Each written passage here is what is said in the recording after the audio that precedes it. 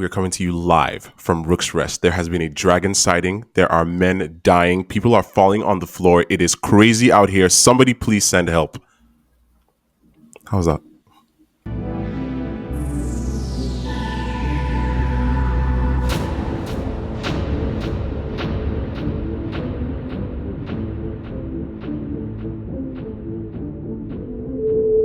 I never experienced it. Oh my God. Well, that's literally everything that would be said by every single person on that battlefield. Because welcome back to the Popcorn for Dinner podcast. My name is Ebube, and we are coming to you from Rook's Rest because this might be the craziest episode of House of the Dragon we have ever seen. Afam, how are you feeling today? I am shooketh. We've been saying for 2 years now that war is coming, and I think the first blow that we care about has happened. Some certain characters have been lost, some certain dragons have been lost, and this is the first time we are seeing two dragons fight themselves in the Game of Thrones lore. And I say two dragons. I say seeing two dragons fight themselves because when the Night King's dragon fought Drogon, we didn't see shit. So excited. Well, as exciting as that is, let's take our time to just get there. Let's take a moment to breathe because this episode definitely stressed the general populace. It stressed us. It stressed literally everybody who cares about any character in this show. Some people might have even been stressed for the characters we hate. I mean, I know that the internet has been having a field day with our good old friend Chris running for his life in episode 3. but I think there's a lot to be said for what he's up to in this episode. So, first of all, thank you for listening. Thank you for joining us. We actually are covering a lot more than House of the Dragon on this podcast right now. We are about to finish our season 4 run of The Boys. We are covering The Bear as well. And we recently talked about Inside Out 2, which might be Pixar's return to form. We are enjoying all of these discussions, and we're doing even more discussing because our second issue of our newsletter is out. And in that one, we all talk about the best TV episode that we saw in June. And it was really fun to see everybody's recommendations. I definitely recommend that you go check that out and see even the extra recommendations that we have in there. So as far as season 2, episode 4 of House of the Dragon, which I think will probably be called A Dance of Dragons, is concerned, there was a lot of activity. And I think it gives us the vibe of Game of Thrones in a sense, because that show had a way of connecting disparate storylines and advancing them little by little over the course of a season, giving you the chance to catch up with all the people you cared about and all the people you weren't sure you liked, but you felt were important somehow. Until eventually, as the seasons were coming to a close, you'd understand why everything was connected. And by the end of the show, all the storylines had somewhat converged. So I think this was one of the most expansive episodes of House of the Dragon, where we had different locations, people with different motivations, some people with the same motivations but different approaches. And the thing is, even our characters who are on the same side are not on the same side. So even when we're in the same location, it felt like people were not connected, and it felt like we were looking at so many different perspectives. I'm wondering now, since we talked about, Rhaenyra as a leader recently, how we feel about each of the courts, all of the motivations, and just the general idea that people are in different places trying to get whatever they want. How do we think that's affecting the story at this point?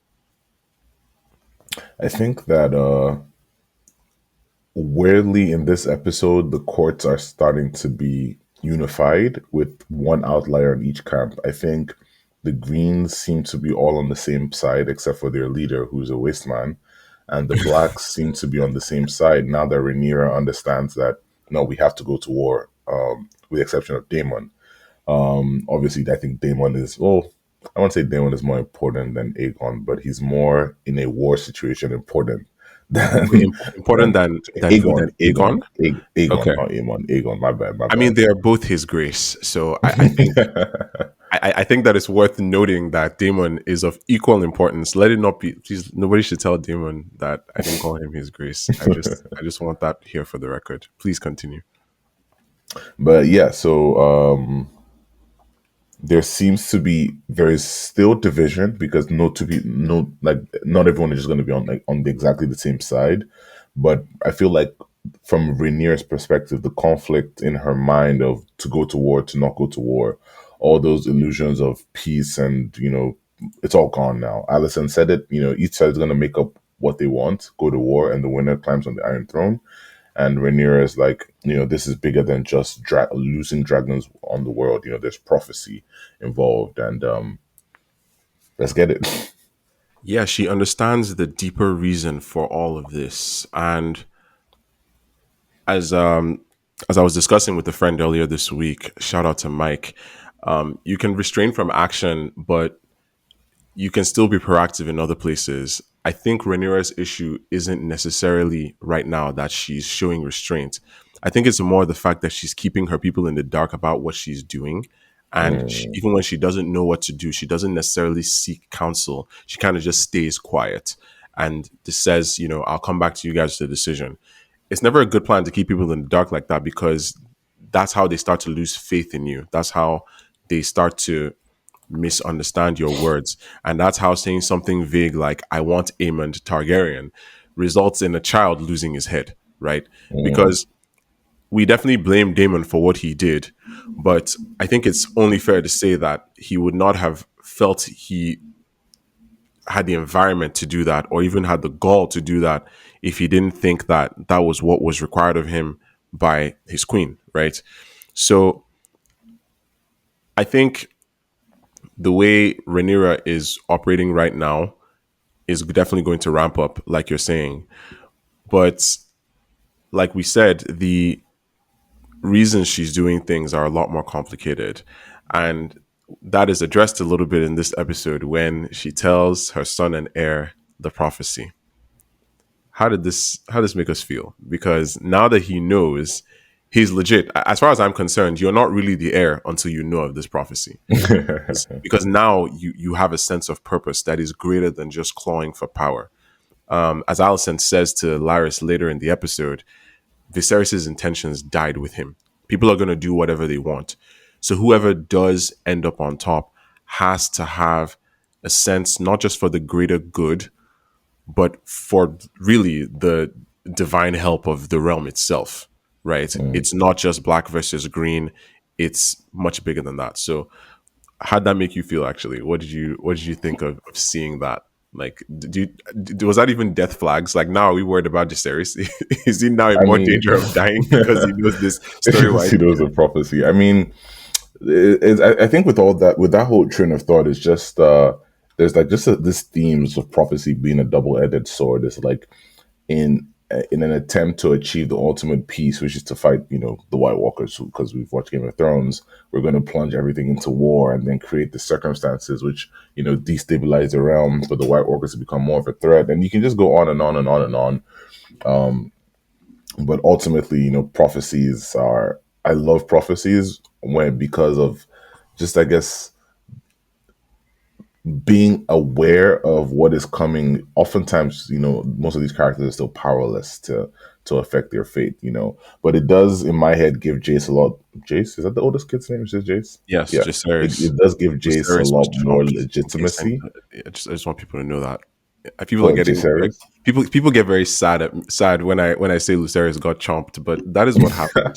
That's what happened now, right? I'm sorry, but yes, Exactly. Jaceres. But yeah, so Jaceres being knowing now gives him a lot more like religious fervor for all my Dune watchers. So we'll see how that like translates to his actions.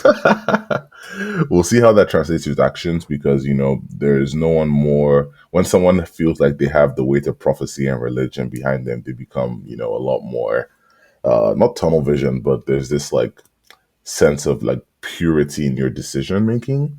So I'm curious Mm. to see how that affects Jace and if he's gonna tell his babe because him and Baylor they look good by the way. I like the way they move together in the small council meetings. Even though those guys are trying to eat them the hell up. But Oh, yeah, you just said something very interesting about what faith does to your sense of purpose. Now, everything you just said about what could be in store for Jaceres, emotionally, faith wise, mentally, spiritually, all that stuff. Do you think that applies to Alicent too? Because she is probably the most religious person in this show. Like, and and I yeah. don't think you've said this kind of thing regarding her. So, how does that Well, kind of where's that because juxtaposition in here? it's bullshit with Allison as far as I'm okay. First of all, You agendas. don't think she's really like devout? She's having an affair. Oh, okay, not an affair. Her husband is dead. She is sleeping with the Lord, her sworn protector, the Lord Commander of the King's Guard, after spending years hating on Rhaenyra for doing the exact same thing. Where's Yeah. the religion in there? And she knows now. We confirmed that she knows that Viserys did not change his mind, and yet she's making no attempt to try and remedy things. So no, it's bullshit, man. It's one of these like bad belly, what you may call it, is when people are being very selective about the religious text. Like, oh, the text says this, but I'm going to do all these other bad things. The good doesn't wash away the bad, and the bad doesn't wash away the good. And Alicent is, to me, there's nothing there, man. It's a dead thing. Here's the thing, though. Alicent has kind of felt from the beginning that her children's lives would be in mortal danger if Rhaenyra took the throne, partly due to Otto's indoctrination. Remember that Yeah, conversation he had with her on his way out of the Red Keep after Viserys fired him the first time. You know, it, if it wasn't such a problem, like Alicent might maybe be acting. She'd be. Let me put it this way: if it wasn't so clear that Aegon is actually a problem, maybe she'd actually be not be acting so contrite because she has a chance to process the idea that she was wrong because it's very clear that she's wrong. Additionally, there's a part of her that she needs Aegon to be more than just a useful idiot because that would then validate the idea that she wasn't as negligent of a mother as she was. But this magical world doesn't actually feature that kind of revisionist history magic. We have other kinds of magic in here, right? So nothing can change how Alicent raised her kids. I've said yeah, before that she was and is running on confirmation bias. And this is proven by the fact that she listened to the drug addled ramblings of a dying man, despite being coherent and contrite enough in the previous scene to tell Rhaenyra that she would make a fine queen. mm, So people who are saying that Alicent essentially did no wrong because she didn't like she heard what she heard from Viserys, they need to understand that she heard what she wanted to hear from Viserys. And if she was in tune with what she knew was right, she may have brought that up with the other people in court, like maybe Rhaenyra, for example. Rhaenyra was right there. She said she'd fly back on Dragonback, in a few days after taking the kids home. She actually mm, said that. So this is something that could have been talked about maybe immediately, in fact, since Viserys died that night. But she didn't do that because she's suddenly that girl standing at the gates of the Red Keep, watching her father leave, thinking that her kids are going to die if she doesn't do anything. So she did act yeah, selfishly. And on top of all that, admitting she was wrong right now would be embarrassing. Like, let's be real.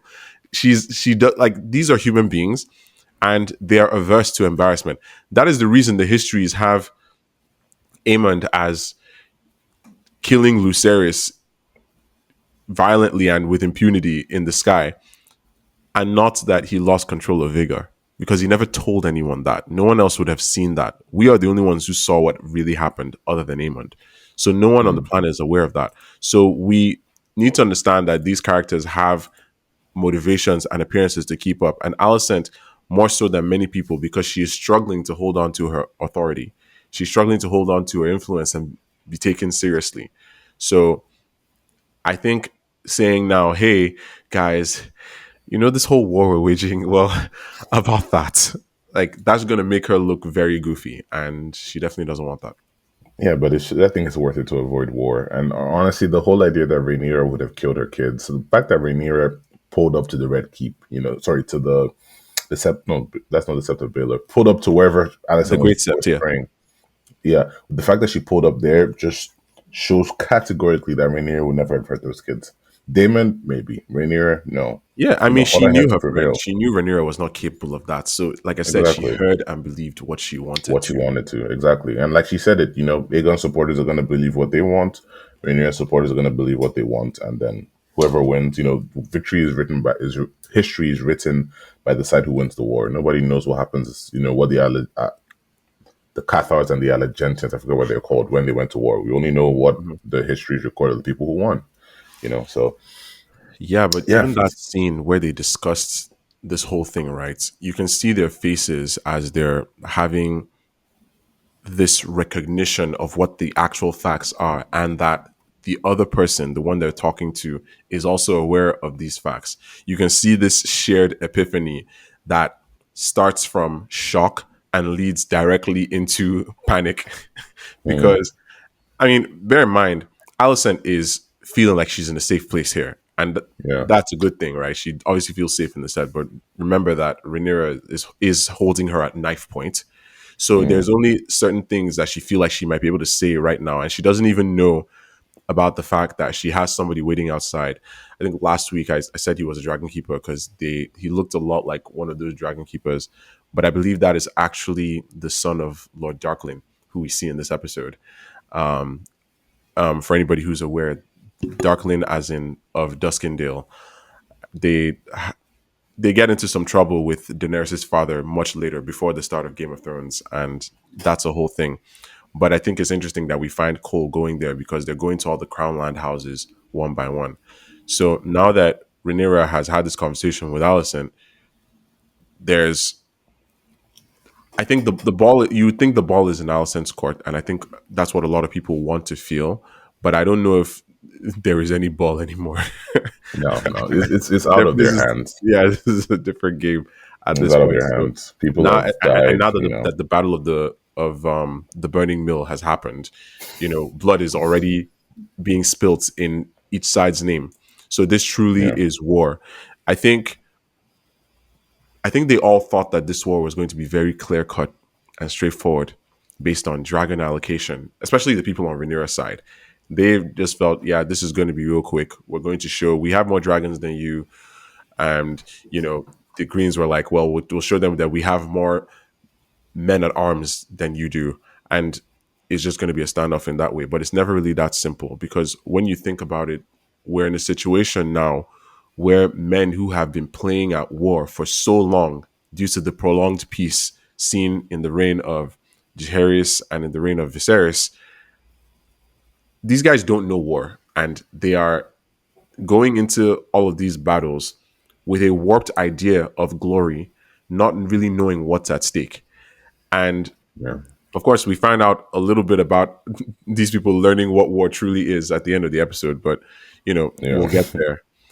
Um, how did we feel about Aegon in this episode and how he's handling things? Aegon has no idea what's going on. Like that man literally has no understanding of what's going But on. is it for lack of trying? Would you say that at the very least he's trying to know? Like he's not just sitting Bro, around, like do you think people are hiding things from him? Like, is my he? my dog can try and drive my car, but like, what's gonna come of that? You know, it's he doesn't have the facilities for all that, big man. He's That's not. crazy. He's not. He's not. He's not it. He's not it. And I just loved. We'll talk about the battle because I have so many thoughts there, but I just loved how in the things that didn't matter, he can bully Aemon. Aemon one Hmm. eye, yeah. And then when it comes down to it, to ruling the realm, to making battle decisions, he's just out here being useless. Yes, people could have pulled him into the plans, but honestly, if I was Aemon or Kristen Cole, I wouldn't even inform him because he's just gonna muddy everything and try and try and show, yes, I'm the king. But he's not even like he's a weak person, which he is. It's not even like he's not clever, which he's not. It's not like he doesn't inspire people, which he doesn't. He just doesn't do anything. And the whole idea of what Allison, I think, needed was him just to be there. You know, you just happen to defer the first child, just sit on the throne and we'll do all the work. And obviously he doesn't listen because he believes that, his father wanted him to be, the king. And with that, sense of not religious justice, but with that sense of like, oh yes, it's my father wanted me. He's just doing nothing. But you see, if Aegon had any sense at all, he would have been nicer to his brother, who is literally better suited than him in every way. And unfortunately, Aegon is not even smart enough to realize this because he's not paying enough attention, right? Yeah, It's quite possible that the family is not thinking of Aemond as much as they should because they've put so much of their backing in the wrong horse. yeah, And Aemond was telling Sylvie, the madam at the brothel, that they used to tease him when he was a kid.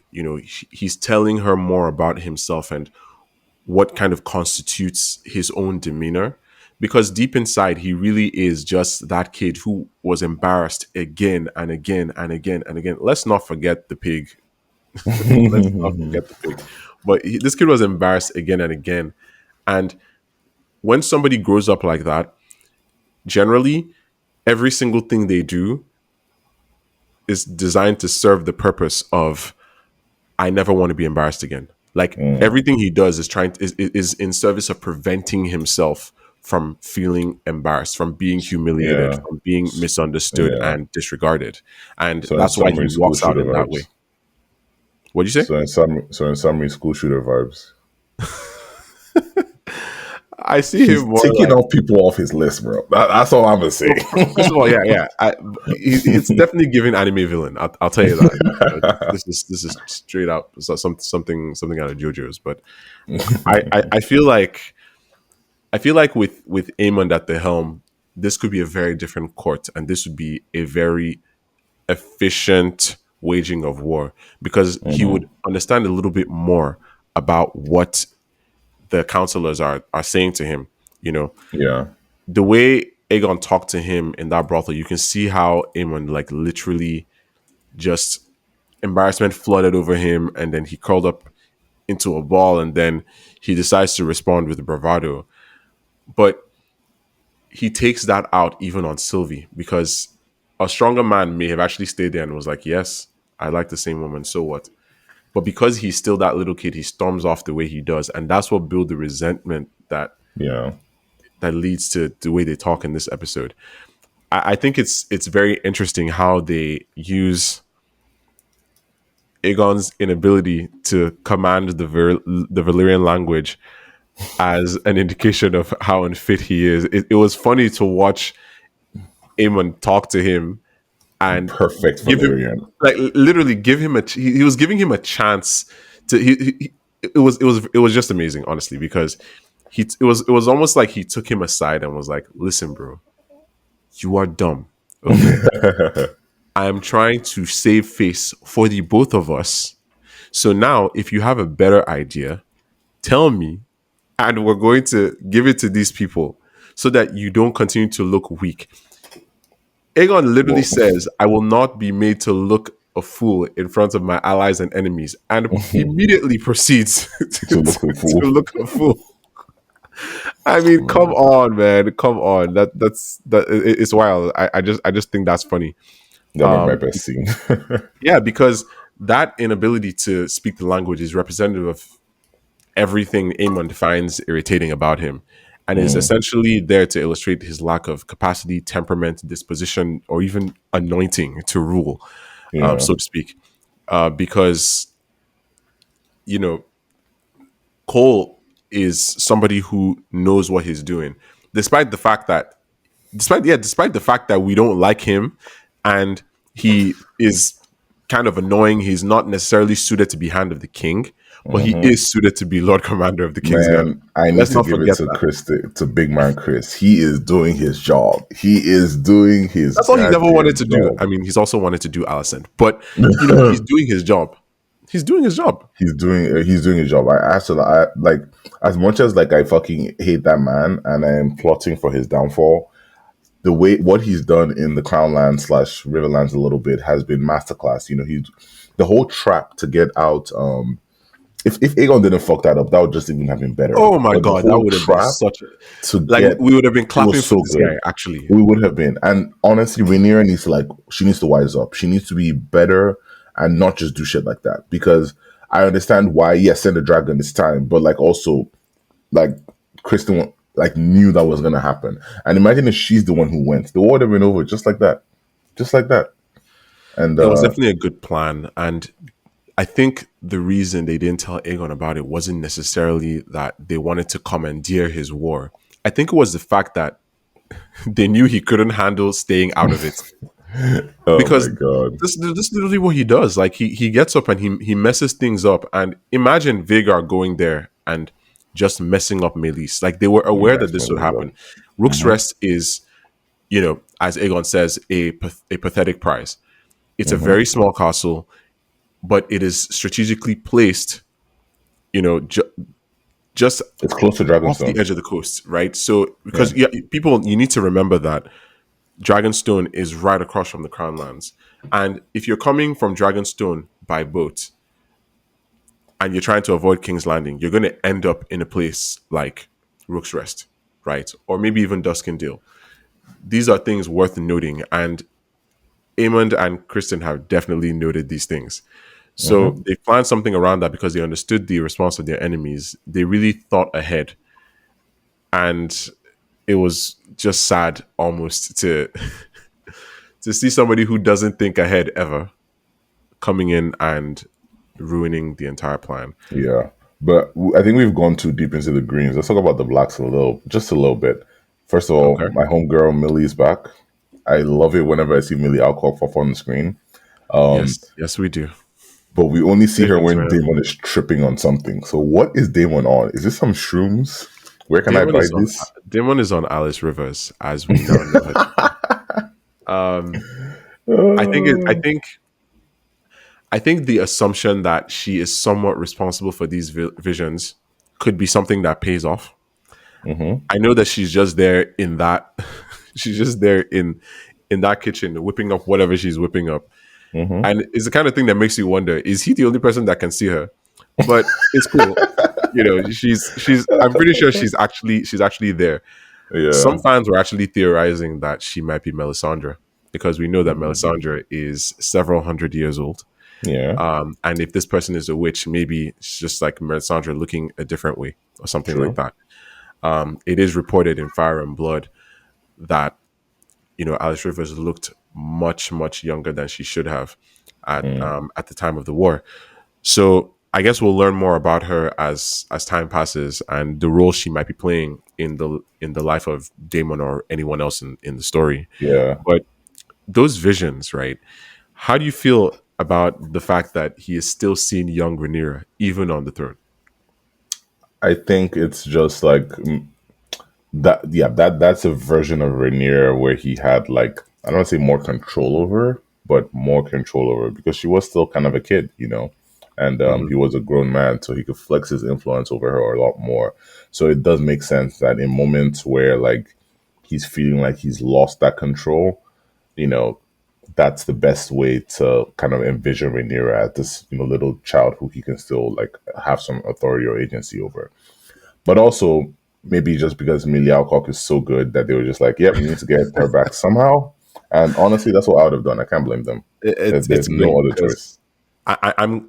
I'm glad when meta things like that just come to the surface. Like these people Mm-hmm. were aware that everybody loved her performance in those Mm-hmm. first 5 episodes, and they were like, you know what, we can bring her back. Let's do it. So they Yep. literally just called her from wherever she was, In and Australia, mate.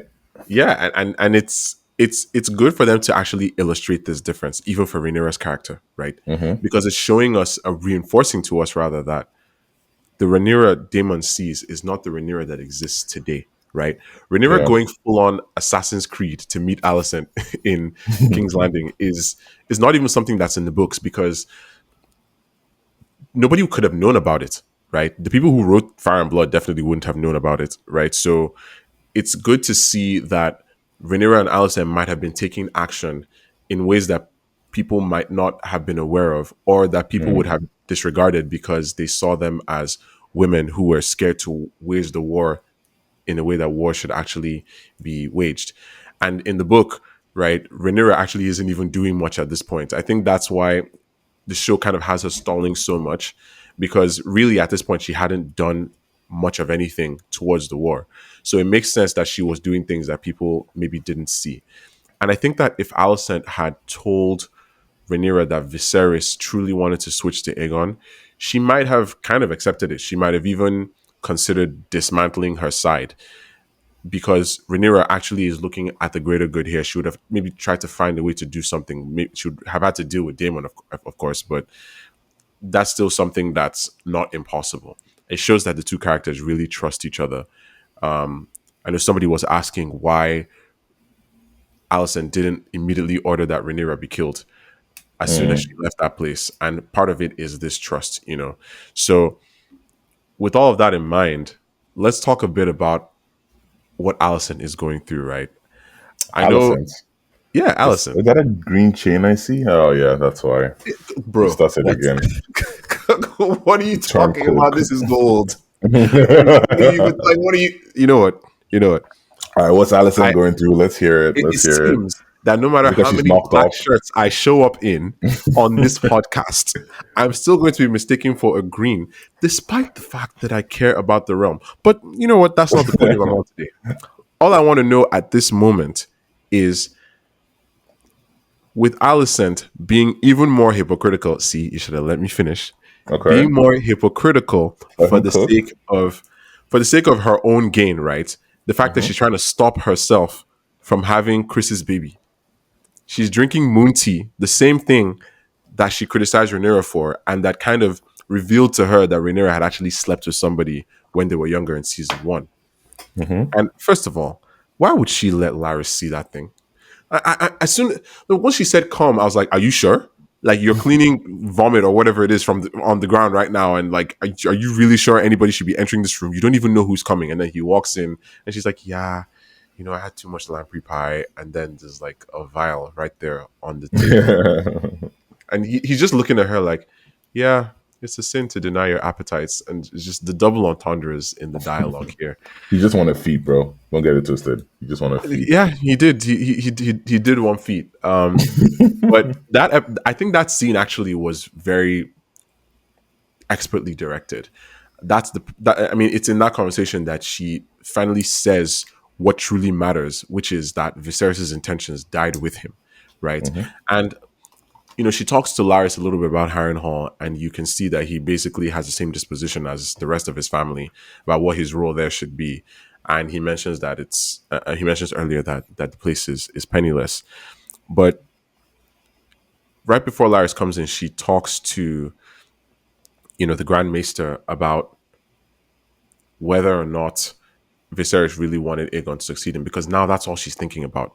She's sick because of the tea, and she's sick because of whatever pregnancy symptoms that she might be feeling, but she's also sick because she's very stressed about what she has essentially inflicted on the realm. So I'm not saying Alicent deserves absolution or anything like that, but what should we feel about her musings and her current state of mind? Where do you think that could lead? Nowhere. Nowhere. No, no, no. It's obviously you can see her contemplate everything, and Hmm. you can see her be like, oh, in some way, this is her way. She's not going to do anything to right the wrongs that her and her family have done to Rhaenyra, but you can see her hesitate, and maybe that's why Helena said, "I forgive you." Last episode, it was like a Mm. foreshadowing. I forgive you for all the destruction you brought onto our family, especially with my son dying. And I love when she went into it. She was looking around in Aegon Viserys' former room, now Aegon's room, looking for all his books. And you're like, Hmm. where did you put these books? It's nice that she's reading. It It is. is nice that Somebody she's needs to be reading. reading around here. Like, I Yeah, have to but say, what she's looking for doesn't exist. She's looking for absolution, some confirmation that she's in the right, and she's not. It's a coup. Let's just call it what it is. It's a coup. yeah, and I have a And bone to pick with her because she broke that dragon again. oh, Like, she broke that thing before. Man's fixed it and gave it back to her. She broke it again. I'm hey, it could just have been worse. They could have destroyed the tapestries. They could have that will never destroyed the happen. Those tapestries. people love those things too much. In fact, speaking of people who love tapestries, let's talk about Damon for a second. Mhm. That guy's not okay, as we've He's just not. He's established. tripping. He's tripping. He is fully He's not high. okay. And Yeah. him asking Oscar Tully to smother his grandfather is wild beyond Hmm. recognition. Okay. it's only Daemon Targaryen that can ask somebody something like that to his face. But he had actually a lot of interesting interactions in this episode, even outside of Tully, Strong, and Rivers. He also talked to little boy Blackwood from season one, who got in that All fight grown up. when Rhaenyra was on her engagement tour, right? Hmm. That was interesting to me because even as a kid, we loved that guy's potential. We're like, okay, how did he win this fight? Number one. And then number two is like, okay, maybe Rhaenyra should marry him. And he even says that in this episode because now he's obviously an adult Yeah. and he's clearly very wise beyond his years. Like Hmm. he's definitely become somebody who is formidable. And I wonder what it will be like having him on side for the Blacks. Because the interesting thing about the Blackwood Bracken, I guess, beef is what I'll call it. It's not even just about who moves some rocks, because literally it's always about some rocks. In season one, when they mentioned them in court, it was about rocks. These people just can't decide who owns which part of the land. And that's proof of their stupidity, I suppose. But it's also about faith, because the Blackwoods actually worship the old god still. And they are the only one of the only families south of the neck, like other than the people in the region we call the north, that still worship the old gods. Most of the other people in the south, the Andals, worship the faith of the seven. So that's definitely something that keeps them annoyed. They definitely love their godswood trees, and a lot of people say that the destruction of those godswood trees to build Harrenhal is part of why it's so cursed and why you can hear voices. So it's interesting that Damon is getting all these visions and nightmares in this place after all the wrongs he's committed. And now he's bringing a Blackwood, somebody who actually understands things about Godswood trees, to actually, you know, parlay with him, discuss the war, and figure out a way forward to kind of mobilize the Rivermen.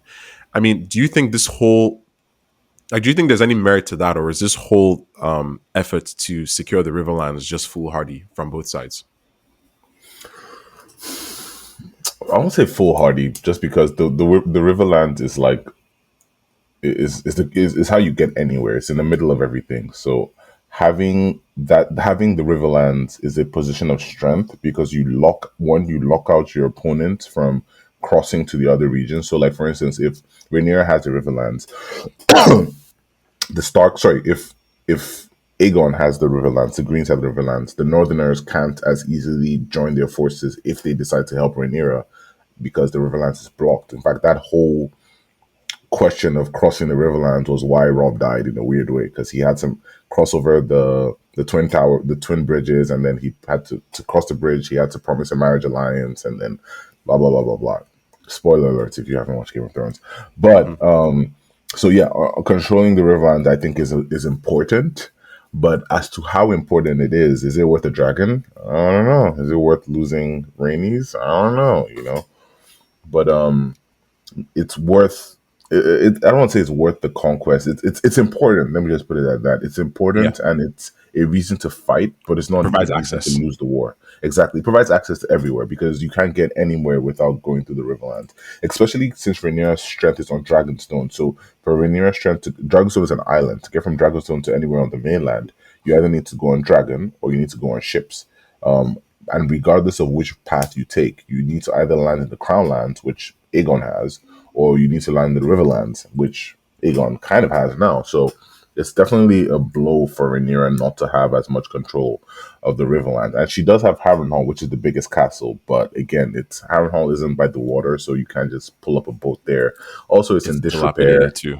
It's exactly, and also Daemon man. It looks like Daemon is trying to be like a new king, and just this is my kingdom now. It's giving that vibe, because he doesn't seem to be helping the war effort in any ways.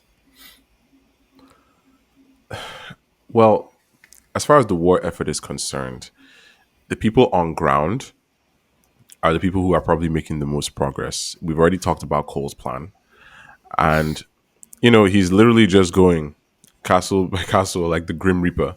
I mean, watching him watching him behead Lord Darklin and then wipe his sword and then throw the handkerchief away. It's like this guy thinks he's a rock star. And then Hmm. he calls Rhaenyra the whore of Dragonstone. Which it's interesting that we're now hearing that for the first time because we know that Rhaenyra is given a lot of derogatory nicknames in this story, right? When Aemond is talking to Aegon in Valyrian in that small council chamber, he says that one of the things that Aegon has been too busy doing is choosing his sobriquet, which is, his Aegon the this, Aegon the that. And I know here we call him Aegon the Wasteman, but Rhaenyra has been given negative ones. Rhaenyra the Pretender, Rhaenyra the Bitch Queen, and now the Whore of Dragonstone, which is just wholly unfair. And I think it's very fitting that they're showing us that that originated from Kristen Cole, because obviously he is still jilted, and all of this, or at least half of this, is going on because he just couldn't accept rejection. I may have to really take seriously the claims from people around me saying that he's basically moving like Drake. I don't know. I can't really ignore that statement. um, but, speaking of things that affect Aegon, I kind of feel like, other than what we saw at the end of the episode, the scene between him and Alicent might be my favorite in the Your favorite? Yeah, I in loved it. the I episode. It's loved it. just it's so nice having a heart to heart in that sense. It reminded me actually of when Tyrion would talk to Joffrey, Mm, but this is like if Cersei was the one having that conversation. It's like they took Tyrion and Tywin, put them together, and then gave them like Cersei's overall vibe, and that's what Alicent was in this scene. She was yeah, fully untouchable, yeah. right? He's like, tread carefully, and she's like, oh, what? Like, let's be real here. Let's be real. And even what he does afterwards, it's cool to see that it all built from somewhere, because when you combine his lack of understanding with what's going on in the war and the council, the somewhat internal humiliation from Aemond, and now this conversation with his mother that is only telling him of his own continued incompetence. Over the course of this episode, Aegon has been made to feel like he's useless. Loki And is nobody's really useless. saying that to him. They kind of want him to stay out the way. But that makes him feel terrible. She says to him, do what's required of you. And I was like, oh, is she gonna say rule? And she's like, no, nothing. Nothing is required of you. That is a pretty wild thing to say to a young man But it's the who's truth. trying to show that he is somebody, But it's the right? truth because he said there's only one thing you have to do, and he didn't do it. And look where that got him. Just And one thing you have to do. that's what makes it honestly tragic, because through all of that he was also drinking, right? Like, obviously we know where this ends up, but as I watched Don't the drink and episode, drive. no, literally though, as I watched this episode and saw all this stuff happen to him, I saw him having all these conversations, you know it was it was just weird, because I also saw that he was drinking, and it's like, it now makes sense why he would get on Sunfire and try to show that he's as fearsome as any of them, Yeah, because he Allison he definitely just he rattled wasn't him up. thinking straight. And as I saw him like meeting Sunfire, smiling at this dragon, I was just like, wow, man, you have no idea what's about to happen to you. You should probably just stay home. It was cool to see Sunfire, called Sunfire the Golden, of course, said to be the most beautiful dragon ever seen in Westeros. I think the show kind of did that some justice, though some people are saying that the dragon might be looking a little bit bronze, maybe, but based on what we've seen in trailers and such. But yeah, I don't know. Seeing him end up the way he did, if only he had different counsel. I actually don't think this would have happened if Otto was still around. Or actually, do you think he would have gone still if Otto was around? I think he would have gone because Alicent was cooking that conversation, and I feel like that conversation would have happened anyways because Alicent would have been in his room looking for things. He didn't ask for anyone's permission; he just went, and Alicent would still have gone to try to find the answers to questions that that don't matter. But I think it would always have happened. It was always going to happen.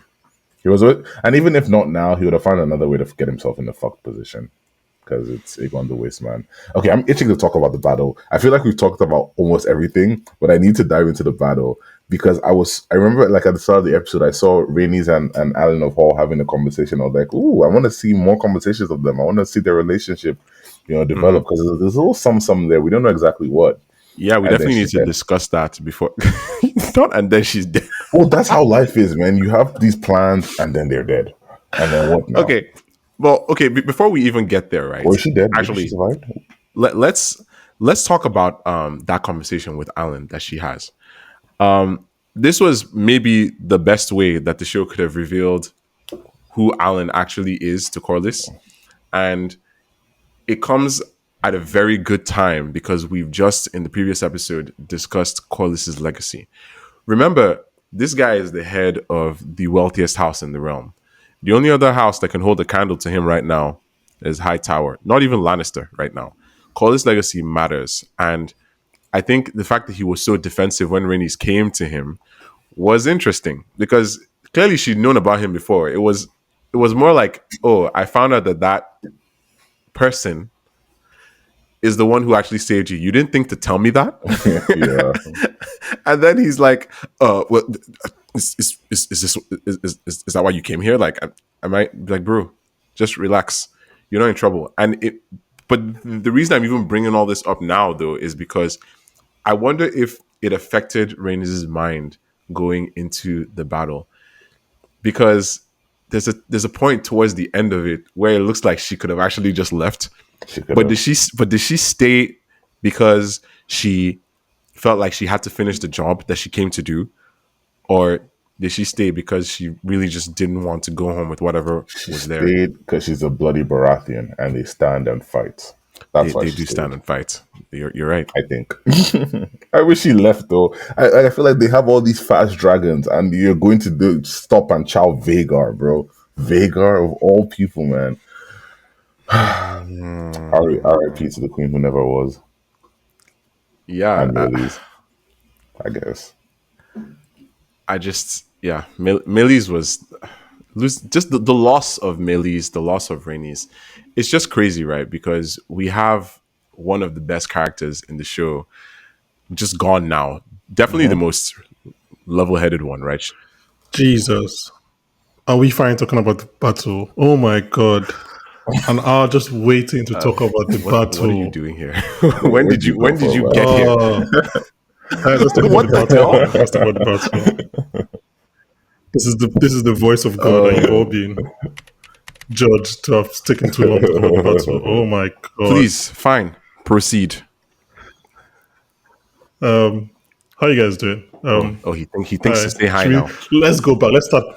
Let's start plot by plot before we get to the battle. Let's wait another Oh, hour thanks before for we giving get to us the that go battle. away. Oh my So, god. did you notice how Millie Arok's Yeah. shirt was green? Yeah, Do you let's think hold that that. has to do with the symbolism of You talk about Damon's mushroom induced.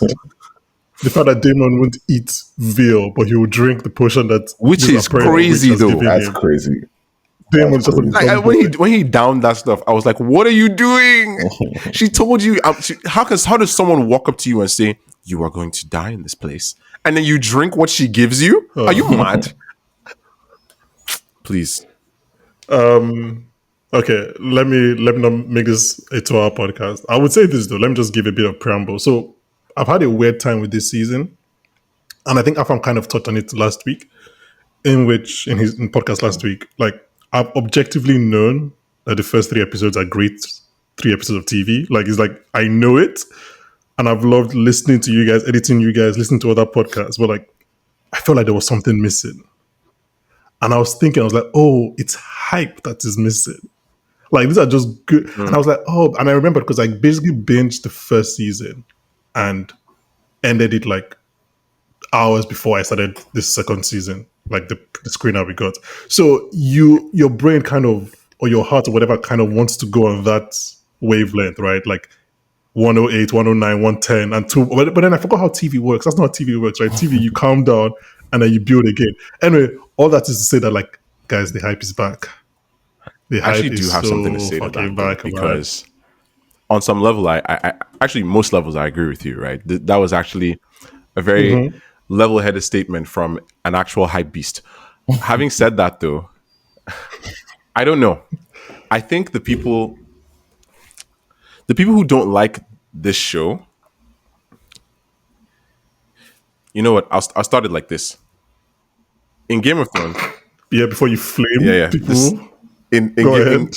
in Game of Thrones, and on some level with this show, right? They take their time to build stuff, right?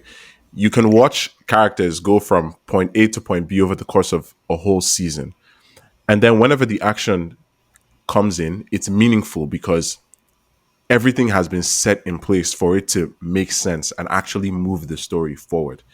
And Game of Thrones started to take a bit of a dive, quality wise, in the narrative when it became less about dominoes and cause and effect and more about setup and payoff and spectacle, Spectacle. right? Oh, So okay. it's funny because that whole build up is the driving force for people who love the show, but it's also the driving force for people who hate the show because people are like, oh, I love how this takes its time to build up. Those are the ones who love the show. And then the people who hate the show are like, oh, this show is taking so long to build up. Where's all the action? Right. So I think the balance Yeah. is what keeps things going. And that really gives people something to look forward to because that's what really holds the show together. And I think this episode is really a reminder of that balance because it's reminding us that they can do action so well. Yeah. Yeah. I'm even just surprised that we got the episode. Like, shout out HBO, man. Like, I guess, spoiler alert, but something happened in the last season of Succession, right? And we didn't get that episode. Yeah. You would And think this maybe they kind were of like, we're episode not getting one the would episode. get. We're like, oh, yeah, we're like, clearly we're not getting, like, once they said you're not getting this episode of Succession, we're like, okay, we clearly have an idea of something that might happen. Do they have the balls to do it? We don't know. And then this one they gave us, but they even gave us a bit earlier, which was, it's better. Thank you. I'm not complaining, but it also kind of, I was like, it oh, kind of, why, you kind why of are we raise your getting this eyebrow, episode a like, day early? And then I opened it, Yeah. I'm just like, oh my God. okay. That's right. Okay, so I have a take for you guys before we talk about the. Or we can just talk about the battle. I have a take, and maybe we'll avoid a bit of spoilers just so. In this particular take, I think I'm switching my sides, guys. What? Let it be known that it was not me. I'm going Team Green. I'm going Team Green. I'm going Team Green. I'm like, Look you at guys already Afam's know what face. happens in the books, so yeah, whatever. You guys know what happens in the book, so maybe you already know I'm wrong for whatever. But Wait, like, and I've I'm the discussed one this with who's people. saying that I've had there's barely any wrong answer. I'm for the realm. I've had an exploratory committee. Ebuka and I discussed this, and in Ebuka's words, I am a winner and I want to win. Guys, I don't know what to say to you guys, man. But like, Sorry, did you just call the I blacks? want to win. Did you just As an call the Arsenal loss fan, for the blacks just now? So what I'm hearing is that look, the group with all the black people are the losers. Is that what I'm hearing? hey man, if the black people are losing, then sometimes you need to Just what? just Rachel you need to go on the side of the winners. That's Okay, what I'm saying. Rachel. That's what I'm saying. I'm just saying, like, look, I was looking at that battle, and okay, let's put it like this now. Here's the thing. First of all, the Black Council is not even. Let's not even act like they are smart or they're all aligned. They're not. Those guys all want to kill Rhaenyra. They all want to be king. So let's not act as if they are like one harmonious. It's not Teletubby land over there. And on the Green Council, these guys clearly have their plans together. Sure, Aegon is not involved, but like Aemon and Cole clearly know what they're doing when it comes to war. I kind of want to be on that winning team. I'm sorry, Vega is a cheat code. That's This just is the truth. opposite That's of the loyalty. truth. Vega is Like, wow. loyalty. You swore an Where does oath, loyalty come Bankole. from? I'm telling you, I just want Did to he win. actually? Did I swear? I swore an oath Did I to protect swear? our king Like, and our queen. did I? Like, morally, I know I should be Team Black, but look, I'm just saying, I am being tempted. I have been given some offers, and I'm tempted because I just go. want to Don't win. worry. I Let me like ask you something. winners. Would you say Yes. I just want you to pinpoint for us the main reason you feel the need to switch? Is it because you feel the Greens are going to win, or is it because you feel that the Blacks have lost some kind of moral, ethical, or even competence high No, ground? no. The Blacks are fine morally. That's always fine. Like, Are the I'm Greens just saying fine that- morally? I Does their don't own say lack the of Greens are going to morality win. not affect you in any way? Or do you feel that they're actually okay? They just their their potential to win supersedes their lack of morality for me. Mad thing. Yeah, Niggas are Boston Celtics fans. Let's calm down. Let's not act as if people always go with morality. Like, I'm just saying, people support Manchester City. I'm just saying, look, I looked at the playing field and I was like, Vega came out and I was like, and Oh, look, you had to see Vigor in action if, to remember if what Vigor was. yes, but then also remember that like this was Cole and Amon's Yeah, it's plan. true. And even without Aegon coming, the plan would have still killed a dragon, right? So like I was like, these guys are with the but shits. These guys again, know what they're see the doing. That's what I'm incompetence, saying. and that is the key thing here. There is incompetence. Okay, but the most incompetent is dead. The most incompetent is dead. But He's like, gone. what now? Because is it his daughter that's going to be the queen, or is it That's Aemon? actually okay. I know you guys. Who is the? It has to be Aemon, Yeah. right? Aemon has to be Yeah, next, one, right? Aemond is his heirs right now are Aemond and Jaehaera, and like I said, he's in the same We he's haven't in the same declared him. position that Viserys I don't was. think he's He's in declared this as way. an heir. Exactly, he's in the same He could position. have that either Viserys chosen is in. Daemon or Rhaenyra, and now Aegon is in that same position. It's either Yeah. Aemond or Jaehaera. So See, I'm still Team Black, but I'm just saying I'm dipping my toe. I'm considering my They own won the facts. battle, but they haven't won the war. I just can't believe Because Renly Yeah. it died just for this started. behavior. I know. Okay, can I just okay? That's my thing. I am considering Team Green just because for the only fact that like they look like they can win, and I don't know what to say to you, man. That's racist, by the Rhaenyra, way. you need to show me that you racist. can win. You need to show me that you can win. But you guys don't know how emotional I was in those last 20 minutes. So tell us. I did not. So okay, I know something's gonna happen in this episode. All the things I've said, it comes early, whatever, and then it's written by Rand Condal. Once I saw directed by Alan Taylor, I Alan started Taylor. jumping up and down because man, I love When this an episode is written, when an episode that is not the premiere or finale is written and directed by the head writer and then you director, know. like Yeah. TV. So I'm watching the 20 minutes and I'm like, they're doing hot potato with who's going to go. Rhaenyra says it's her. Jay says it's him. Jay, by the way, that's a whole Yeah, different like podcast. we can actually. Jay says I don't it's think we have him. time to get into everything going on in Jaceres' head You don't today. You don't have time to get to Maybe Jay's. next week. Jay says it's him. Then Rainey says it's her, and then you see Aegon going. So I'm like, there's no way this show is gonna kill both Aegon and Rhaenys. Like, I know you're Game of Thrones, but you didn't just do that. Like both of them dying. Yeah, Because I'm like, somebody's gonna die here. Somebody's gonna die here. Well, like I was like, who's gonna die? And then, bro, when first of all, I'm like, yes, Melis, my queen, my red queen, you're doing your job. Like, I see you fighting and everything. And then Vega, man, Vega is such a cheat code, guys. It doesn't. Just the difference in size. My right? other hot take is that. Sorry, please go ahead. just quickly. Maybe this is all Rhaenyra's fault. Rhaenyra. If Rhaenyra had claimed Vega when she had the chance, Rhaenyra was obeying bedtime Luke would not rules be at dead. that time. Okay, I'm just saying These niggas was maybe 10. she should have gone to claim the Guys, you're dragon. missing the point. It's all Viserys' Maybe she doesn't fault, go to the okay? He dragon. should have just married the 9-year-old girl. That's where this all started from. That's where it all started from. yes, this has been well established.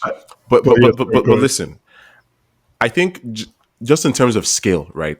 Sunfire, beautiful, and let me also point out, eager, like Aegon, because remember these people are connected emotionally to their dragons, spiritual level. In fact, he's like forward, Sunfire, faster with his drunk ass, and then he ends up moving forward, and Melis shows up, and he's like immediately Dracarys, blurring his own vision. I'm like, bro, you just got here. They just made this armor for you. You even had the helmet fashioned like your crown. Like, just it was cool. nice. It was actually really good to. It was cool to see him. It wasn't good to see him in this place, but it was cool to see him like this, and I loved seeing Sunfire.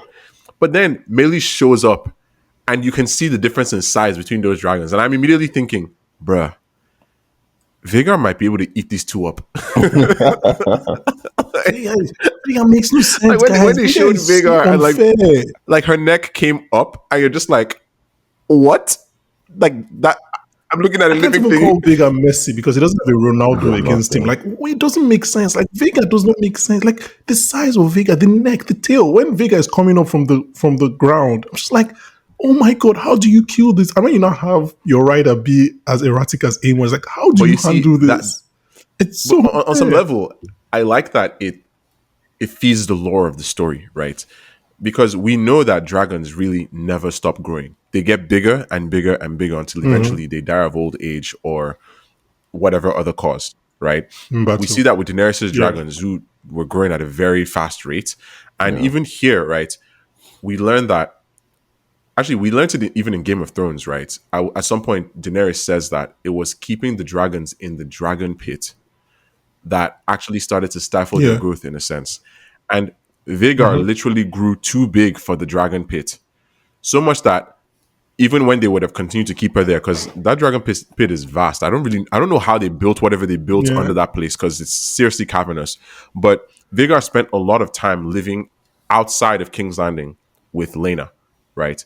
Vhagar was actually ridden by Balon the Brave, Viserys and Daemon's father, I believe. And Yeah. after that, it was Lena, and then having that chance to even continue growing in old age was wild. And now Vhagar barely Wasn't even she? But she stays was in. out there growing before Lena came, right? Yeah, actively growing, still growing because Yeah. So she yeah, would have been because growing. remember Vhagar is one of the Yeah. three dragons that Aegon used to conquer Westeros in the first place. Vhagar was ridden Yeah. by Visenya, his sister, right? Balerion and Meraxes, the other two dragons, are dead at this point. But you can see just how old this dragon is. This dragon is maybe 150 years old, if not more, right? So I think that size and scale and feeling the impact of that is amazing for the story because it also helps us understand what's affecting the people on the ground. Because as some people found out in this episode, the blood of the dragon runs hot in the literal sense as well. Right? Don't let that stuff pour on you. If you know what's good for you. Just Jeez, the way those just guys' faces like were burning. wow. Oh my god! Can I ask a quick question? Because I keep forgetting to ask you guys this question, even though we're in a group chat. So in Game of Thrones, I guess spoiler, Daenerys fire doesn't Yeah. burn her, It's just her. It's just her. and I always Knew thought that this was was a coming. It's just Targaryen her. thing, but is it Yeah, just a it's a Dany Dany thing? It is just a her thing.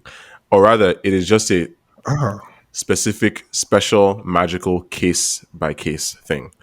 Once in a while, you have okay. somebody who is the blood of the dragon who fire cannot kill, right? She doesn't get burned. And that's a very rare thing. I think maybe there's one other person, perhaps two, in the entire history of the Targaryens in Westeros and it's like spanning over 300 years, right?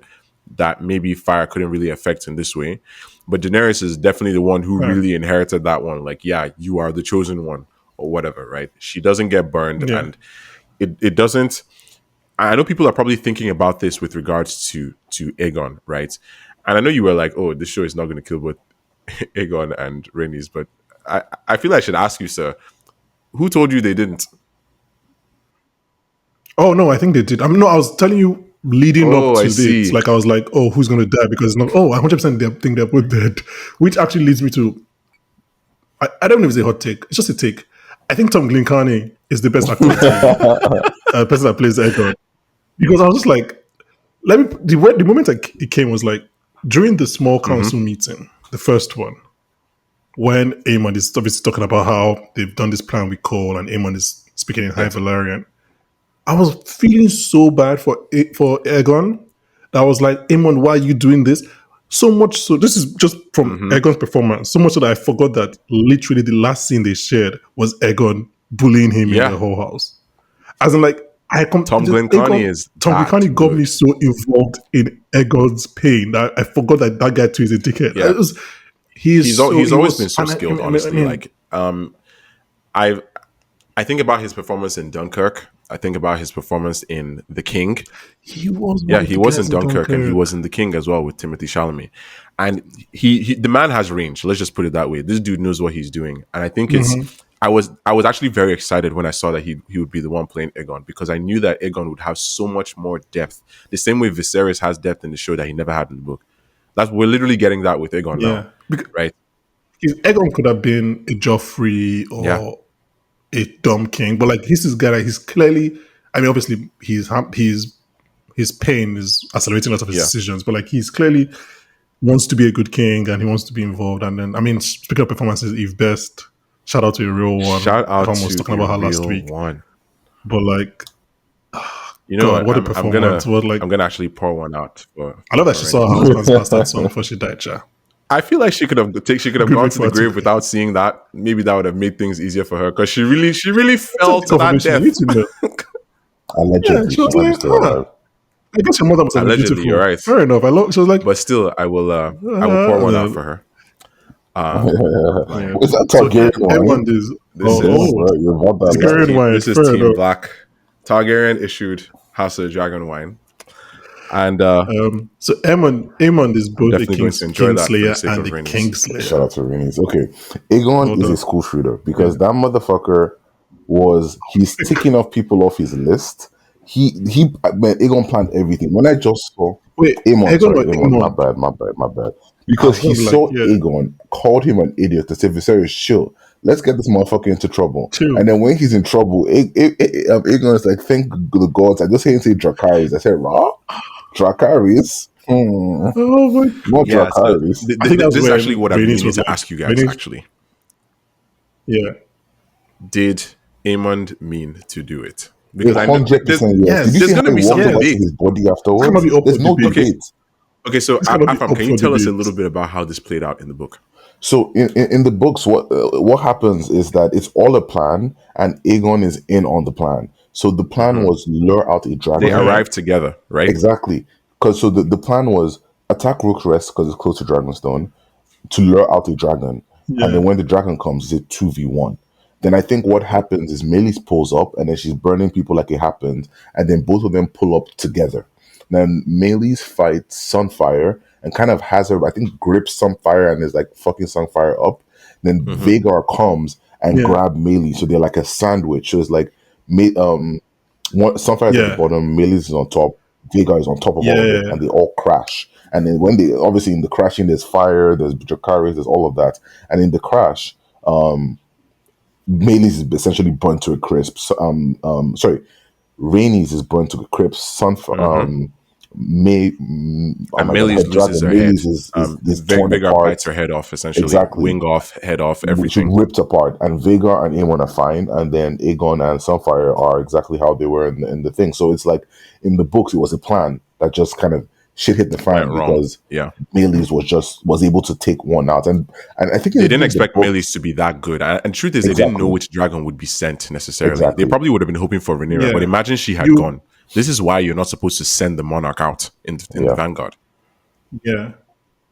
I think they were hoping for Rhaenyra or Hmm. Jace comes, but then they also were like Whoever. happy getting It's a dragon. Yeah, Whoever. Bela's dragon anybody. I because mean, it's like, Bela's dragon yeah, would not have. Moondancer would not have stood a chance. Like I know that appearance in no, episode 3, and I feel like that was actually kind of a play on the idea of an eclipse because it was Moondancer in the sun. But right. Oh, yeah, I but didn't think the about thing that. is, Yeah. Moondancer would have literally been eaten whole by Vigor, like just Yeah. chewed and spat out. Yeah. So that's not a thing. But they Getting have Jaceres would speed have on been their good side. because then that takes away Rhaenyra's immediate heir, and it sends her Yeah. camp into complete disarray. And then getting Rhaenyra would have been Can I? good because Yeah. it's going to take the That blacks are would have already been struggling to find aces. their head now. Imagine what they would do if Rhaenyra was gone. Yeah. Like everything would cave in, and they could literally just go Yeah. there and get all of them. Two things about what you said about what happens in the books. I tweeted this a few weeks ago, and I know I found your psychopathic tendencies once wanted to see the book version of Because it Jaehaerys' doesn't death. better, but go on. Oh God, you're still on this. No, but I was tweeting. I think with everything I hear that happened in the books, I mean, the books are great. I'm sure George R. R. Martin is a genius. But I realized that Ryan Condal and his writers are excellent TV So writers. good. Like, not everything that goes in the book would make sense on TV or would work on TV. And like what you just like, and again, obviously, we know, as we've said, as you guys have said multiple times, the books are histories, right? Or reliable narrators. So it makes sense that maybe the Targaryens don't want to paint it that Aemon actually killed his brother, even though that's what Yeah. happened.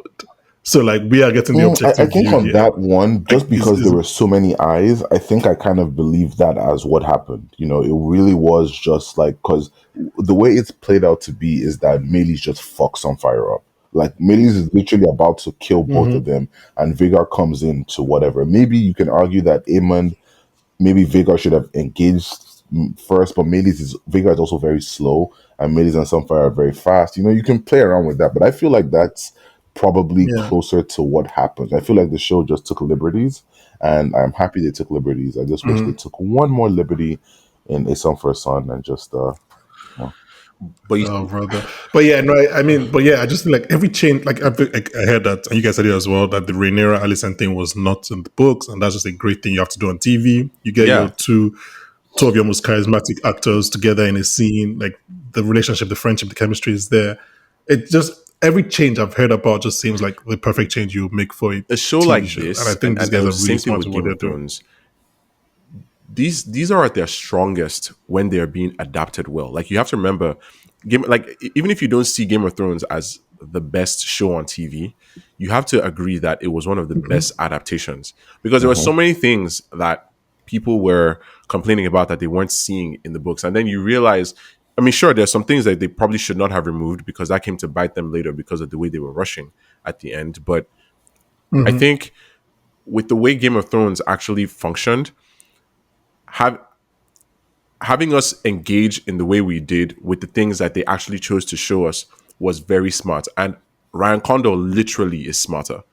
Like, this man has a love for the story. I mean, Benioff and Weiss definitely loved the story, but with Ryan Condor, like, it's practically it's practically tangible. You can see that there is really a plan in place, and when they want to tell you something, they make sure that you understand it. Even when they're not being subtle, you know that they're not being subtle on purpose, because there might be something else that they want you to find out in a different way. And I think that that kind of TV writing is so Yeah, effective because it makes the audience reach higher, and that's why a show like this would be worthwhile in the first place. yeah. That's all true, but in my administration, even though I said everything I just said, I'll ban all adaptations. Mm. Or I will ban people talking on Twitter about what really happened in the ooh, books. Yeah, One I of those mean, two things. yeah, Because boy, those people are insufferable. Those no, I hundred hate those percent. people Like, so I much. think I definitely think all opinions on the show are welcome, but really they should be about the show. yeah, I feel Show. like it's one thing. Like, if you like the book story, that's fantastic. It's right over there. Go read it. But over here, this is the show that we're discussing, and I love how they've taken that and used it as a power move, in a sense, on the audience for its own good, because we're actually being told that what we're seeing here is what actually happened, based on the fact that, as you said, the histories are really just that, histories written with a certain point of view that may not necessarily be what we agree with as the audience, or even what the people who are like the victors, or the people, or the losers, or whoever agree with. We're kind of just getting a sense of the insights that into people's minds that we would not have gotten otherwise, and that's what makes this so worthwhile. So I would encourage anybody who is kind of stuck on specific book events to actually open their mind to the show and see how much it can enrich that reading experience. with the exception of the little boy that should have died in a more brutal way. Everything else, Perhaps, I'm with you. perhaps Just to kill Helena more. Anyway, yeah. Sorry for hijacking you. Do you have any he's other not news? sorry at all. I'll stay to the end of the Afam, episode. please. I'm So not. End it. what? End it. Okay, you know what? Both of you, what do we think of the actual visuals in this episode regarding the dragon battle? Because that's part of what made this amazing, right? Like, this could have gone so I'm so differently. It glad you could have said that looked because differently. It could have felt different. But think about the kinetic energy of what was going on in these scenes, how it was shot, the CG, like the volume. Even they probably did this on a volume stage, and just it was amazing, right? It probably was yeah. beautiful. It was beautiful. Just even watching the dragons scratch each other's chests just made me like, And you can see the steam coming out because the exactly, blood is literally that hot, because like they're exactly. fire made flesh. Yeah. And when the dragons land, you see like when they crashed, you see a little bit of fire just from where they landed. It's beautiful. I love Miguel Sapochnik, and I think I love every episode that he's done He's the over battle Game of guy. Yeah, Thrones or we House love of the him. Dragon. But I need to crack this joke. I just need to just even though I don't believe Okay. it, but Miguel Sapochnik could have found a way Okay. to make this at nighttime. I knew it. Could have found a way to make this battle at nighttime. Oh my god! Oh god. I just knew that's where you were And I'm like, going. is that some fire? I'm like, I think that dragon is red. I'm not sure. My best thing about the visuals, and I'm happy you said it because it was my notes, but I forgot, is that it looked like a Yeah. dance. Especially when Sunfire and Melis were fighting. Like, it It looked genuinely like a looked like it dance was of choreographed dragons, like which a is, I think, this dance. battle is It was probably so where this beautiful. war started to really get its name. You know, I think Yeah. all the people on the ground, people who survived, even Lord Staunton, who somehow got very lucky in all of this, he brought, like, all these people would have contributed to like what was actually told going forward and how people saw these events. I mean, I saw a fan animation on YouTube of this battle recently. And yeah, I think I'll put that in the description so that everybody can actually compare that. They used even shots from the trailer when they made that. They used like the Unity game engine to make this. And it's so amazing how they were able to choreograph that dance. Comparing that to this is like, I have to give so much credit to that person because they clearly had a very similar vision to the show, and it's hardly any different. The main difference actually is just the narrative, the fact that that Aegon and Aemond come together as Afam said, as shown in the books. But what us seeing this and being right up there with them, you can see the fear, you can see the emotion, you can even see what the dragons are going through. Like the way Melis turns around and gives Rhaenys one last look before the light goes out from her eyes, Yeah, bruh. This is cinema. it is. This is television. I love the connections between Sunfire. Dreamfire and is Helena's Aegon. dragon. We have not really seen that Oh, dragon up okay. close yet, but yeah, Aegon's dragon is Yeah. Sunfire. So Dreamfire. Okay, that's quite. Thank you, Dreamfire. I know, Well right? done. Well done, writers.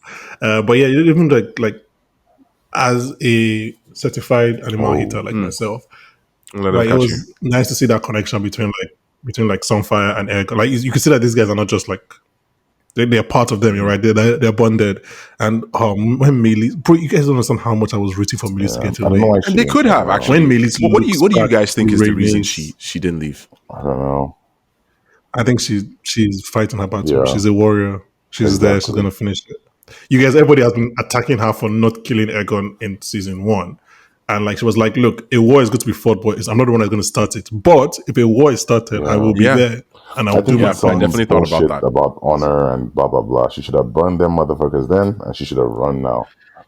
She should have, bro. Once Vega comes, You you have run to. away. I'm sorry, they can call you a coward, but you run away. That's This what is why I can't Napoleon go to did. war. These are just the Because reasons you're why. too logical about it. You're like, I'm too yeah, why scared. am I staying here? You know what? I'm not scared. I'm not I'm scared. rational. I'm rational. Shout out to. I need to find a way to get Freddie Fox in because you guys took way too long to mention Freddie Fox in last week's episode. My guy Freddie Fox. Go watch Slow Horses if you don't. No, know Slow honestly, Horses. that's maybe my favorite line from the whole episode. It's like, are you scared, sir? No, I'm worse. I'm rational. Like that was that was just great because in this kind of thing and in this war that's being waged here, to follow through with certain plans, you have to be a little bit insane. Yeah. And like look at the people who formed this plan that we're praising. Look who formed it.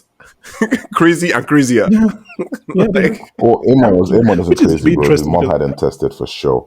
That motherfucker told. Then he knew what he was doing. He wanted to kill his brother. oh Don't bully god. him. If not, he kills you. Yeah, so it's Emma the general. Because I'm having this discussion. Oh, definitely with he would Ibuka, be. Where I I was mean, like, he no. In the sense of like, not every good warrior is a general. Some people are soldiers. Like I think Damon is a soldier. Damon is the not a soldier. general. He is maybe Cole is a at soldier. best a But it looks captain like- that's taking orders from a Sean is general. general. Do you think Cole is? But he's following Aemon's plan. I think it was- No, Aemon I, is a no, I general. actually Cole think they is a formed that soldier. plan together on Yeah. some level. So you think Cole is a general? I think Cole You is a general has the because of anybody we're seeing in this So show tell other me- than the wait, old wait, men. wait. Cole is the one with the I'm sorry most to battle interrupt experience. you. Sorry to interrupt you. You're telling me that Team Green has 2 generals and Team Black does not even have well- 1. Are you well, we wondering haven't- why I'm we We have haven't one. We have seen- Corliss. Corliss is a general. Don't forget, he's Okay, Corliss. But it's a water general. That's like water. What can he give me? Give me land and air. That's what battles I want. don't Land and underestimate air. sea power. Don't understand the biggest navy in the land. We can literally storm King's Landing. Yeah, that's the biggest enemy. Should we talk about Cole quickly? Please. Because this has run long, but guys, what the episode is. This was So I always spent- going last to time run I long. bombarded you guys saw what recording. happened. Yeah. Yeah, I came in and I like lambasted Christian Pussy Cole. And on a different episode, I've done that again, but more things are just important. But like, I mean, you guys have read the book, so you might know, but like, what does Cole do now? Because he saw what happened, but he's obviously not going to go and be like, guys, the new king kill the old king. I don't know how to This tell is you the guys. butterfly effect because we have no idea because we can only But did he? speculate. That's the thing, though. Yeah. Like, it's not like. I don't think. I, Or I did don't he think he see would it? have seen it up Is that what up you're close asking? in that He sense. knows what happened. He did. He even if he saw it, he may not have understood what happened. From his perspective, for all he knows, it could have been an accident. That's number one. The way he Yeah, shouts he Aemon's knew. name by the body is like Yeah, Aemon stop, Yeah, not because he thinks Aemon that he's pulling consent. out his sword to finish the job, but he's actually sheathing it. yeah, because he Yeah, thought. exactly. No, exactly. So he wouldn't think that. He wouldn't think that if he thought Aemon was a mistake, like he wouldn't think, oh, Aemon But, is going to kill his but brother, more finish the job importantly, if he he didn't start blew the the job. horn and Aemon didn't come. He knew. He knew. He knew. He knows what Aemon is. But the And thing is, he doesn't quite understand why Aemond wouldn't have come yet, though. That's the thing, and I don't want to put too much of a pin on his motivations just yet, because I actually agree with you guys. Cole is probably like, listen, Aemond, let's talk about this. That's probably where he is right now. But at the same time, I don't know how much that would change his motivations and how they will affect the story going forward. Because, as we said in the book, right, they show up together, and this is all part of this. The way Aegon ends up is more of an accident than anything else, or rather, not really an accident, a result Yeah. of the fight, because you have three dragons in the air, like tussling it out, right? Whereas in this episode, they made it a lot simpler, where he shows up and is immediately like, Dracarys, and wow, the way he that's was shot all. out of the sky was even insane. I mean, That's that all. fall. Even the way he looks back, like the way, like that guy Yeah, he knew what knew he what he was was doing, doing. hundred Aemon knew percent. what he was doing. He Yeah. 100% wanted to do it. The, Oh my god, I'm so interested to see what I rarely ever want to go to Mm-hmm. Team Green, like in the show, like in terms of watching the show. Like I'm always more interested in what's happening in Team Black. But right now, I really want to know How what they're happens. Like, recovering or not. how does Alicent contextualize this? How does this make sense? Like you've lost another sword. Like these guys are losing people like flies over let in me ask King's you guys Landing, a man. question. They're Who lost dropping. more this fight? In this scuffle? Who lost more by Oh the end of my. the episode? The blacks or the greens? Do you mean by perception or However you really? choose to define that. I Who don't know if that lost makes more? sense. Okay, I think by I perception think you really mean is Team like Black. from the perspective of like the people and just Yeah, Team Green has lost the king. That's a big deal. But really, they've got Aemon as a better, I actually feel like quote Team unquote, better Black has king. Not lost in a more, good because king, I but cannot stress yeah. how big Rhaenys was and how much she was holding that whole situation together. And people there genuinely love Rain. Like you can see the way Rhaenyra's face changes when Rhaenys says she's gonna go. Like this is gonna emotionally hurt her. It's obviously gonna emotionally hurt Cole. That's Rhaenyra's, sorry, that's Baela's grandmother. Like these people are actually gonna feel Yeah. this loss. The only person that will actually maybe even feel the loss over in Team Green is Alicent. Like emotionally, that's what I Okay, mean. But I think if you're in the realm and you're looking at it, you're like, oh no, Team Green lost their king. That's a big deal. Because we definitely know for a fact that Sunfire is dead. No, Sapphire Because I isn't think dead. I no, I think I think think Sunfire was still she lists as moving. like a She was still Sunfire vampire or was still breathing. something. moving like, and he was writhing just a little bit. Oh, I thought it was like her last breath Well, I that mean, we're as of when seeing. the cut to black happened, she was still moving. Unless she dies right Sunfire a he after. or she? I thought Fair. Sunfire was a he. But No anyway. idea. Oh, I just thought all Oh dragons no, were they're she's. not. Definitely not. Because every time I talk about a dragon, they say Oh, to be dragon is fair, she. So no I'm like, one okay, knows who's how the the he genders then? of the dragon work. Some people say Yeah, they can that's change actually something genders. interesting to bring up. It's been said that it's hard to tell, Fair. but we know for a fact that Caraxes, Daemon's dragon, is a he. Rhaenyra's dragon, Cyrax, is a she. Dreamfire is a she. Sunfire is a he. Vhagar Vega is a is a she. she, isn't Yes. she? Balerion the Black Dread, Aegon the Conqueror's dragon was a he. Yeah, and Arax I think was also a he. The Lucerys' Fair. dragon that got chomped. Sorry to the people who Anyway, are sad about that. sorry, do you have any other Who questions? played the game best? Yes, that's my question for her. I mean, can I give my, as a Yeah, guest, go can I give first. my answer? Obviously. Aemond? Like, I Yes, don't understand this. he's killed Are two we, of his bullies. are we debating this? Right? There's also one Oh my boss. god. He may be the king now. Like this, nothing has ever worked out so well for somebody in the This is history of things beautiful, working man, out well for because people. this Like, show was like a story. I mean, at its heart, it's still a story about like two mothers trying to protect their families, but they turned that book story into Game of Thrones. Like they took that situation that Afam described from the book and translated it into, if this was in Game of Thrones TV land, what would this character actually do? And he's been annoyed by this guy more than once in the past week. And he looks up and he sees him, he's like, idiot. And I think in that moment he just decides, you know what? I'm just gonna get rid of this guy. I feel like we'd be better off without this guy. Bro, Ebuka was talking about that same small council meeting when Aemon is talking High Valyrian and like Aegon is stuttering to reply, and then he's just basically like, "How is this guy king?" He's king Ebuka because they read that put him scene. there. Someone like this could never become king on his own. The way Aemon just like he just goes down, It's just like that's the best you can come up with. It's just like, Hold my beer. oh god, man. What?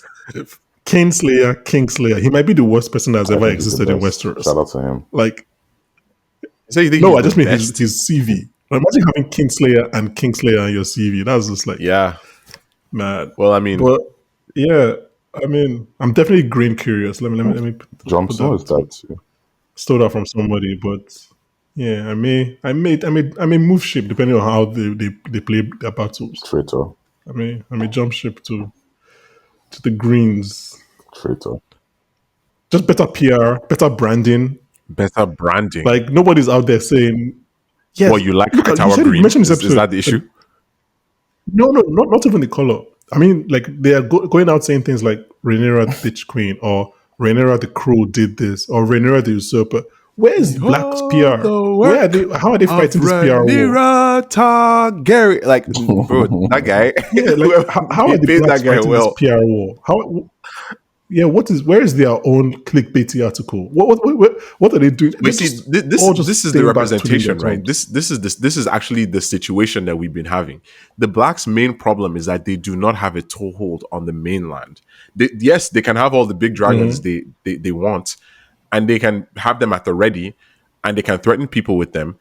But the Greens are able to understand that the kingdom is the people, and if you don't have the people on your side, there's barely you're just going to look like the person who is coming to eat their lunch and destroy everybody.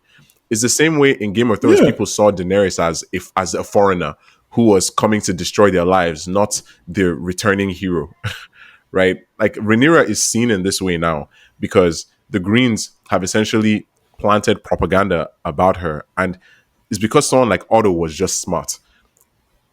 Unfortunately, they don't like the Blacks just don't have an Otto. Everybody who could be Otto is busy trying to tell Rhaenyra to go and sit the war out so they can handle it for her. Like the only person who really had anything going on was Rhaenys, and now she's not around. So what are we going to do? I mean, is Corlys going to step up? I would hope he starts coming to court more. Dude has been sitting around with his boats a bit too much lately. Man, low-key, I think Rhaenys' time was done because war has started and she was urging peace. So narratively, she got to go. Yeah. Okay, Anyway. you know what? Let's that's probably a good place to wrap it up. We could definitely go on and on about this, but I'm looking forward to seeing the ramifications in episode 5. I'm looking forward to seeing specific reactions from specific people. I'm glad we're all agreed that Aemond is the one who played the game best, because I'm wondering how he will explain this, because obviously people are going to ask him questions. I'm looking forward to seeing people's reactions. I'm looking forward to seeing Aemond's explanation. I'm looking forward to Cole going back to face his girlfriend after letting her son get roasted. That's going to be something. By another son, so like there isn't much he could have done. Well, we'll see how it goes. Because what you're saying now, you literally sound like Eric and Arik, and where are those guys right now? So thank you to everybody who has listened this far, watched this far. Please feel free to check out everything that we are covering at the moment. Remember, we're covering The Boys, we're covering The Bear, we have covered Inside Out, and we have a lot more to come this summer, especially now that Industry Season 3 has officially been given a teaser. Best believe we're going to be there. We are men, and we are ruthless. Yeah. Shout out Eric Tao. As long as you have money, you're free, right? So as long as you have money, you're free. As long as you make money, I think he says what he said. Okay, so that's us signing off for now. See y'all next week.